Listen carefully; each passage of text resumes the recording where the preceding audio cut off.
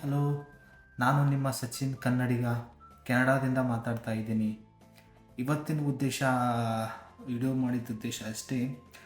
ಇಲ್ಲಿ ಕೆನಡಾದೊಳಗೆ post office system ಹೆಂಗೆ ಇರ್ತಾವೆ ಅನ್ನೋದು ನಿಮಗೊಂದು ಸ್ವಲ್ಪ ತೋರಿಸ್ತೀನಿ.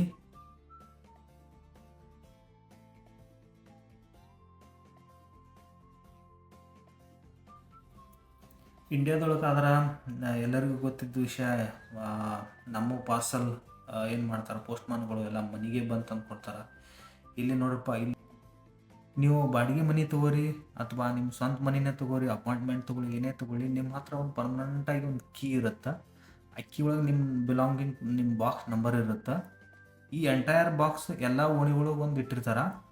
ಈ ಮನೆ ನಂಬರ್ ನಿಮ್ಗೆ ಯಾವ್ದು ಕೀ ನಂಬರ್ ಇರ್ತೈತಿ ಅದನ್ನು ಅಷ್ಟೇ ಓಪನ್ ಮಾಡೋದು, ಅದನ್ನಷ್ಟೇ ನಿಮ್ಗೆ ಅಸೆಸ್ ಇರ್ತೈತಿ.